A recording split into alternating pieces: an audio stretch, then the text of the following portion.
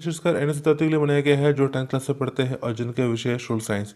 और आज इस वीडियो में चैप्टर 14 से मैं आपके लिए कुछ जरूरी क्वेश्चन से लेकर आया हूँ। ये क्वेश्चन आपके एग्जाम के लिए बहुत ज़्यादा जरूरी है। इन क्वेश्चन की आपको बहुत अच्छे से तैयारी करनी है क्योंकि एग्जाम में कई बार इस चैप्टर से बहुत से क्वेश्चन आ चुके हैं। तो चलिए सबसे पहले शुरुआत करते हैं क्वेश्चन आंसर से। पहला सवाल, संसाधन से क्या अभिप्राय है। तो यहाँ देखा जाए आपका सवाल कैसे भी आ सकता है।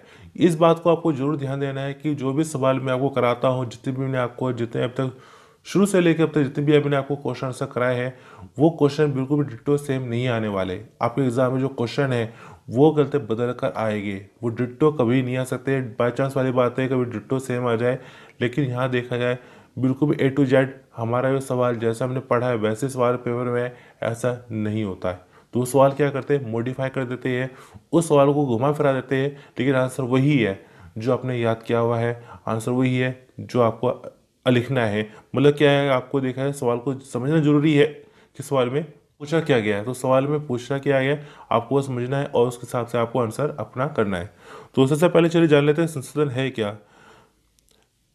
यह वह है जिसे इस्तेमाल और पुनः इस्तेमाल किया जा सके। जैसे कमरे में चारों और देखो, हाँ, विभिन्न वस्तुएं जैसे यहाँ पे लकड़ी के सामान, किताबें, कॉपियाँ, कलम या अन्य अन्य, हम उन्हें अपने आसपास संसाधनों के रूप में प्रचार करते हैं और उन्हें अपने दैनिक जीवन में उपभोग करते हैं, पुनः उपभोग करते हैं। अगर इसको मैं देखा जाए आसान से भाषा में समझाना चाहूँ कि संसाधन हमारा है क्या। संसाधन हमारा देखा जाए क्या बनता है, संसाधन हमारा कोई भी चीज़ होती है जो हमारे आसपास में है, हमसे जुड़ी हुई है और हमारी जरूरतों को पूरा करती है, वो चीज़ कहलाती है संसाधन। कि हमारे आसपास में है और हमारे हमसे जुड़ी हुई है, हमारी जरूरत को पूरा कर रही है, वो चीज़ हमारी कहलाती है संसाधन कहलाती है। तो जरूरतों को पूरा करने वाली कोई भी चीज़ है जो हमसे जुड़ी हुई है, जिसका हम इस्तेमाल करते हैं डायरेक्टली इनडायरेक्टली, वो चीज़ हमारी क्या बनती है, संसाधन। तो चलिए आगे बढ़ते हैं। अब बात करते हैं प्रश्न दो की। प्रश्न दो में आपसे कहा जाता है लिंग अनुपात से क्या आशय है। तो मतलब क्या आपको बताना है यहाँ पे लिंग अनुपात है क्या। सवाल कैसे भी आपको बन सकता है, लिंग अनुपात का क्या आशय है, लिंग अनुपात किसे कहते हैं, लिंग अनुपात क्या होता है। सवाल कैसे भी बन सकता है, लेकिन जरूरत है यहाँ पे आपको सवाल को समझ के उसका आंसर लिखने की। तो लिंग अनुपात है क्या। तो चलिए सबसे पहले यहाँ जो लिखा है मैं आपको उसके बारे में बता देता हूँ। मानव संसाधन के रूप में किसी भी देश की जनसंख्या का लिंग संरचना एक महत्वपूर्ण गुणात्मक सूचक है। वास्तव में यह एक मुख्य रूप से लिंग अनुपात के आधार पर समझा जाता है। लिंग अनुपात प्रति 1000 पुरुषों और महिलाओं के बीच मौजूदा समानता स्थिति मापने के लिए एक महत्वपूर्ण सामाजिक सूचक है। लिंग अनुपात अनुकूल होना चाहिए, लेकिन हमारे देश में लिंग अनुपात हमेशा महिलाओं के लिए प्रतिकूल बनी हुई है और ये चिंता की बात यह है कि ये गिरावट लगातार बनी हुई है। तो अगर यहाँ पर देखा इसका मतलब हमारा देखा जाए मतलब क्या बनता है, लिंग अनुपात का मतलब क्या बनता है, किसी जगह पर किसी भी राज्य में किसी जगह पर अगर 1000 पुरुष है तो उस 1000 पुरुष के मुकाबले कितनी वहाँ महिलाएं बनती है, वो हमारा बनता है लिंग अनुपात। जैसे हमारा देखा जाए राजस्थान है, हरियाणा है, ये अपना देखा जाए और भी कुछ हमारे राज्य बनते हैं। अगर वहाँ देखा जाए अगर 1000 पुरुष है तो क्या वहाँ पर 1000 महिला है, नहीं है, थोड़ी बहुत कम है। अगर वहाँ पे 1000 पुरुष है तो हो सकता है 970 महिला है या 930, 940, 960 ऐसे बनती है हमारे यहाँ पर महिलाएं। मतलब क्या है कि महिला जो पुरुषों के मुकाबले संख्या में क्या है, कम है। तो ये हमारा बनता है लिंग अनुपात। जबकि हमारे देखा है कुछ ऐसे भी हमारे राज्य बनते हैं जहाँ देखा जाए कहते हैं कि महिलाएं पुरुषों के बराबर है या उनसे ज़्यादा है। तो वो भी हमारे क्या बनता है, एक लिंग अनुपात बनता है। और लिंग अनुपात कैसा होना चाहिए, वो होना चाहिए अनुकूल, कि जितने पुरुष है उतनी महिलाएं होनी चाहिए।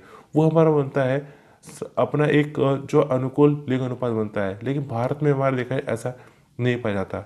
हमारे भारत में जो लिंग अनुपात है वो ज़्यादातर जो कहते क्या है, महिलाओं के लिए क्या है, प्रतिकूल रहा है। तो यहाँ पे देखा जबकि होना क्या चाहिए कि पूरे भारत में जितनी अगर पुरुष है तो उतनी ही कहते क्या होनी चाहिए, महिलाएं। तो चलिए आगे बढ़ते हैं।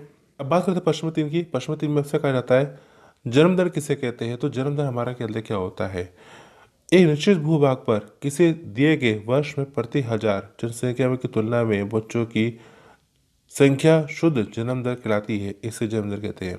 सिंपल सा अगर देखा जाए किसी भी जगह पर जो है वहाँ पे बच्चे जन्म लेते हैं, तो जो बच्चे जन्म ले रहे हैं वो पिछले वर्ष के मुकाबले कितने बढ़ रहे हैं या घट रहे हैं, वो हमारा जो कहते हैं कि फ़र्क है वो हमारे कहलाता है जन्म दर।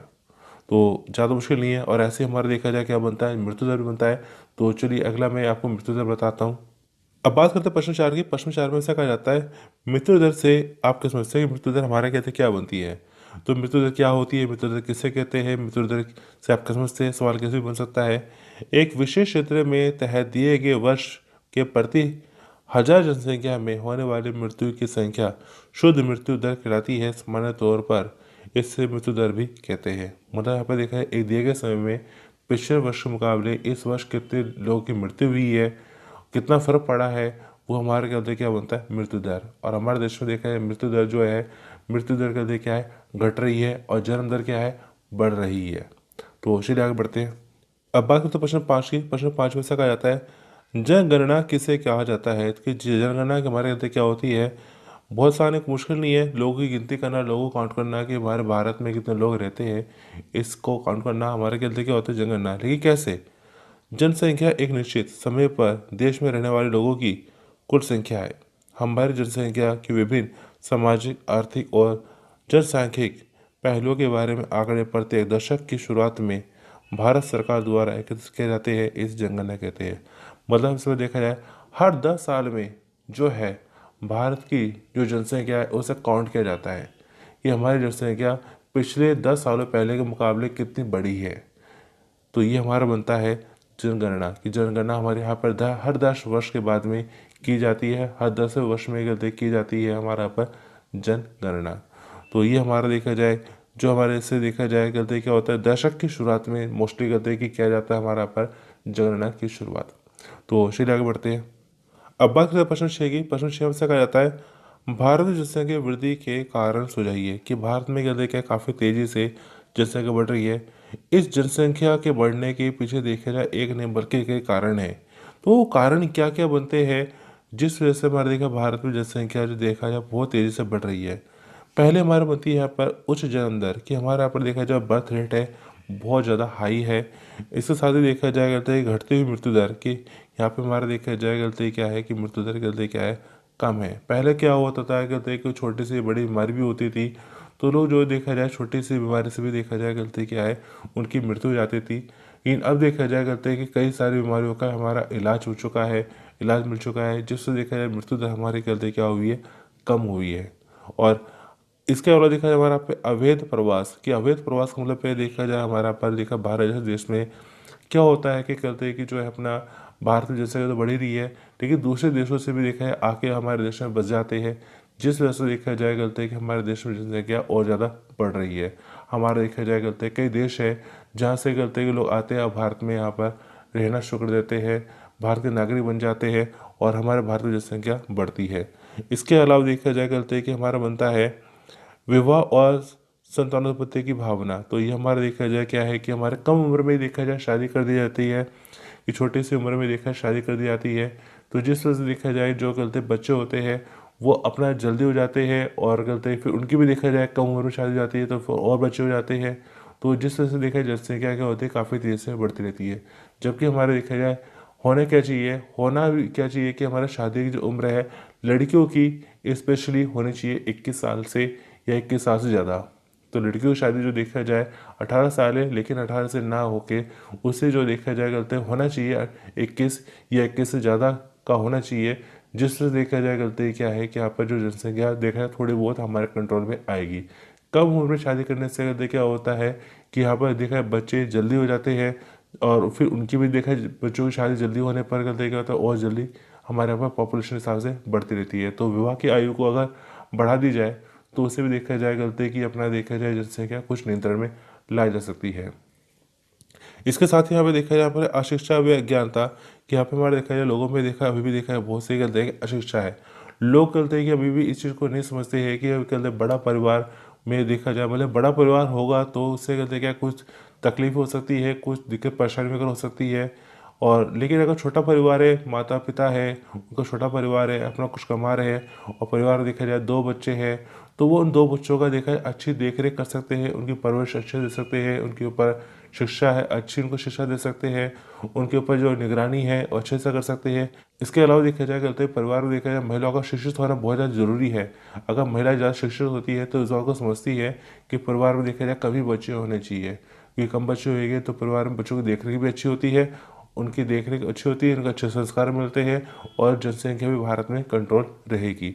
इसके साथ ही देखा जाए, हमारे देखा जाए कुछ बनते अंधविश्वास भी बनते हैं, कुछ हमारे अंधविश्वास भी बनते हैं, हमारे देखा बच्चों को लेकर बनते अंधविश्वास बनते हैं, जिस वजह से देखा जाए हमारा पे जनसंख्या काफ़ी से बढ़ रही है। तो लोगों को देखा जाए अपने अंधविश्वासों को छोड़ना चाहिए और भारत में जैसे जो जनसंख्या काफ़ी बढ़ रही है तो उसके बारे में थोड़ा सोचना चाहिए कि ज़्यादा बच्चे होना सही बात नहीं है। इसके साथ देखा जाए लड़की की चाह में लड़कियां पैदा करना, ये भी हमारी एक बड़ी समस्या है कि यहाँ देखा जाए बहुत से जो परिवार है और चाहे पढ़े लिखे लोग क्यों ना हो, लेकिन उनके अंदर भी देखा जाए गलती क्या है, कहीं ना कहीं पढ़े लिखे लोगों में भी गलती क्या है, भावना ये होती है कि जो है कहते हैं कि ये लड़का चाहिए, और लड़की की चाह में देखा जाए क्या है, बच्चे करते रहते हैं और गलती क्या होता है, जनसंख्या बढ़ती रहती है। तो यहाँ देखा जाए गलती है कि ज़रूरत है यहाँ पे लोगों को समझने की कि लड़का हो या लड़की हो तो इससे जो कोई ज़्यादा फर्क नहीं पड़ता। यहाँ पर देखा जाए गलती है कि अपना देखा जाए जनसंख्या कंट्रोल में होनी चाहिए, 2 बच्चे वही अच्छे, ये बात समझनी चाहिए, लड़के हो या लड़की हो इससे ज़्यादा फर्क नहीं पड़ता। तो चलिए आगे बढ़ते हैं। अब बात करते हैं प्रश्न 7 की। प्रश्न 7 में ऐसा कहा जाता है, भारत जनसंख्या वृद्धि को रोकने के लिए उपाय सुझाइए। तो यहाँ देखा जाए हमारा पर हमें कुछ ऐसे सजेशन देने हैं जिससे हम अपना देखा भारत में देखा जाए जनसंख्या को रोक सके, मतलब कैसे जनसंख्या रोक सके, बढ़ती हुई जनसंख्या थोड़ा सा कंट्रोल कर सके। हमें कुछ ऐसे हमें उपाय बताने हैं कि हम बढ़ती जनसंख्या को थोड़ा सा उसको कंट्रोल कर सके। कैसे कर सकते हैं, तो बहुत सारे, कोई ज़्यादा मुश्किल नहीं है। पहले तो हमारा सबसे पहले बनता है कि यहाँ पे शिक्षा का प्रसार करना, कि अगर लोग पढ़े लिखे हो जाते हैं, समझदार हो जाते हैं, स्पेशली देखा जाए करता है कि महिलाओं को शिक्षित किया जाता है, तो वो इस बात को अच्छे से समझती है कि यहाँ पर देखा जाए ज़्यादा बच्चे होना सही बात नहीं है, सही बात नहीं है। और इसके साथ ही यहाँ पर देखा है शिक्षा जन्म दर को प्रत्यक्ष रूप से प्रभावित करती है, ये लोगों को दृष्टिकोण में परिवर्तन लाती है। और यदि परिवार में स्त्री शिक्षा का स्तर ऊंचा है तो परिवार में बच्चों की संख्या भी क्या होती है, कम होती है, और उनकी परवरिश वगैरह उनकी अच्छी होती है, क्वालिटी वगैरह काफ़ी अच्छी रहती है। इसके साथ देखा जाए हमारा पर गर्भ नियंत्रण के उपायों को पर जोर देना, तो यहाँ पर गर्भ नियंत्रण के उपायों को अपनाने पर जोर दिया जाना चाहिए। इस साथ ही यहाँ पर देखा है भारत में लड़कियों की विवाह की आयु 18 वर्ष से बढ़ाकर 21 वर्ष कर दिया जाए। पर 4, लोगों को समझा जाए कि यहाँ पे अधिक बच्चों के कारण जीवन में स्तर में गिरावट आती है, क्वालिटी की होती गिर जाती है, उनको जो गलते कपड़े मिलते हैं, खाना मिलता है, शिक्षा मिलती है, उसकी क्वालिटी क्या होती है, गिर जाती है। लेकिन अगर परिवार में देखा जाए 1 या 2 बच्चे हैं तो क्वालिटी के लिए क्या रहती है, काफ़ी अच्छी रहती है, शिक्षा की क्वालिटी अच्छी रहती है, खाने पीने की क्वालिटी अच्छी रहती है, पहनावे की अपना हर तरह की जो कहते हैं क्वालिटी के लिए क्या रहती है, अच्छी होती है। लेकिन ज़्यादा बच्चे हो जाने पर क्वालिटी क्या होती है, गिर जाती है। तो थोड़ा बहुत ये समझना जरूरी है। तो चलिए आगे बढ़ते हैं। अब बात करते हैं प्रश्न नंबर 8 की। प्रश्न नंबर 8 में ऐसा कहा जाता है, महिला सशक्तिकरण से क्या अभिप्राय है। तो यहाँ देखा जाए आपको बताना है महिला सशक्तिकरण, वुमेन एम्पावरमेंट बताना है आपको, वुमेन एम्पावरमेंट है क्या हमारा पर। तो महिला सशक्तिकरण से अभिप्राय हमारा क्या बनता है, महिलाओं का सर्वांगीण यानी कि हर तरह से विकास। भारत का संविधान महिलाओं को भी पुरुषों के समान अधिकार प्रदान करता है, लेकिन इसके बावजूद महिलाओं की स्थिति समाज कोई विशेष सराहनीय नहीं की जा सकती। महिला सशक्तिकरण को तब प्रोत्साहन मिला जब 73वें और 74वें संविधान संशोधन पर कर पंचायती राज संस्थाओं और शहरी संस्थाओं स्थानीय निकायों में महिलाओं के लिए सीटों में 33% आरक्षण संसद द्वारा पारित किया गया। तो महिला सशक्तिकरण वर्ग के क्या बनता है कि हर तरह से हर फील्ड में महिलाओं को जो है अपना बढ़ावा देना चाहिए। इनके लिए गलती क्या होना चाहिए, रिजर्वेशन होना चाहिए, ये बताया गया यहाँ पर, ताकि कहते हैं महिलाएं पुरुषों से अपना आगे निकल सके। आगे निकलने मतलब क्या है कि महिलाओं को कहते हैं कि अंदर कहते हैं काफ़ी अच्छी क्वालिटी होती है कि वो जो अपना देखा है पुरुषों के बराबर या पुरुषों से अच्छा करते अपना काम कर सकती है। तो चलिए आगे बढ़ते हैं। दोस्तों देखा जाए अभी तक मैं आपको जो काफ़ी सारे क्वेश्चन करा चुका हूँ चैप्टर से। अब आपको करना है क्या है, इन सब क्वेश्चंस को आपको दोबारा से अच्छे से प्रैक्टिस करनी है। इसके साथ ही देखा जाए आपके जितने भी आपके सब्जेक्ट बनते हैं तो ऑलमोस्ट आपके सारे सब्जेक्ट आपको इस चैनल के Sharma technical centre YouTube channel की प्ले लिस्ट में आपको आपके सब्जेक्ट मिल जाएंगे चैप्टर वाइज। आप वहाँ से अपनी तैयारी अच्छे से कर सकते हैं और इनको देखा जाए आपको अपने दोस्तों के साथ शेयर करना है ताकि वो भी अपने अच्छे से तैयारी कर सके। आप इन वीडियो की एक नहीं बल्कि कई बार अपना वीडियो देख देख के आप प्रैक्टिस करें, क्योंकि पढ़ाई एक ऐसी चीज़ है जो एक बार देखने से नहीं होती है, बल्कि होता है क्या है कि पढ़ाई मांगती है प्रैक्टिस, कि आप जितने ज़्यादा प्रैक्टिस करेंगे आपकी पढ़ाई उतनी ही ज़्यादा अच्छी होगी। तो यहाँ देखा आपको करना क्या है, इनको बार बार देखना है, प्रैक्टिस करना है, सेल्फ टेस्ट लेना है, सेल्फ प्रैक्टिस करनी है। तो ये आपके लिए देखा है बहुत ज़रूरी है।